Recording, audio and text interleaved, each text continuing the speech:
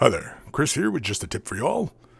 This video we're going to take a look at the contrast medium mixed with Forgeworld's clear color. We're going to use Angron red as our example, and we're going to first try it out with contrast, or we're going to try it with contrast medium, and we're also going to use it in the more typical fashion, which I use this color, which is with Liquitex Flow Aid, which is what I have in this little eyedropper here.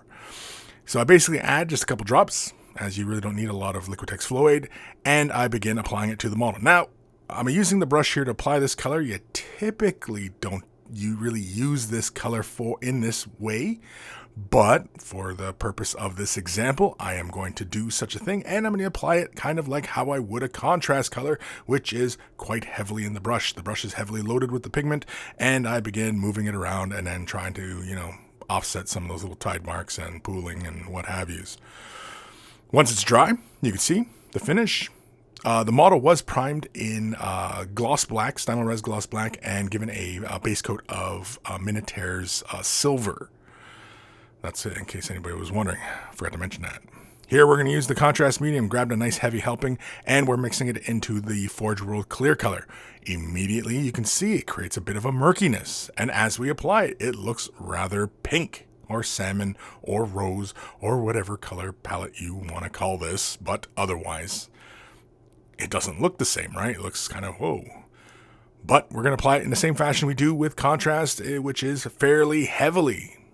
And as you can see, we move it around the model. Again, we got somewhat even coverage, but even right away, you can see there is a slight difference. Once it's dry, you can see there's actually quite a bit of difference, but it does dry clear again. You can see some of the deeper areas, it's still a little bit murky. That's just because it's still wet in these shots here, but it does dry nice and clear.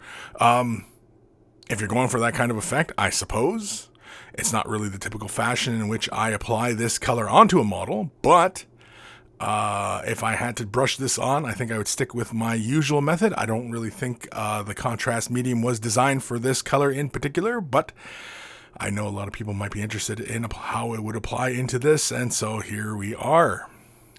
Not terribly excited about that result. Here, I'm just going to quickly show you guys. I'm going to throw it into my Badger Patriot 105, spraying it around 25 PSI, and I'm just going to lay this on like I normally would, which is the way this color is designed to go onto a model, through an airbrush. Once it's dry, look at that. Purdy. Can't even tell. Although the fun thing is that actually where the contrast shaded on that shoulder pad, you can see where it built up. On the other side, it's fine, but where the contrast built the color up deeply, you can see that line on the shoulder pad where the color is a little richer, but that's kind of interesting. Kind of funny, but let me know what you guys think.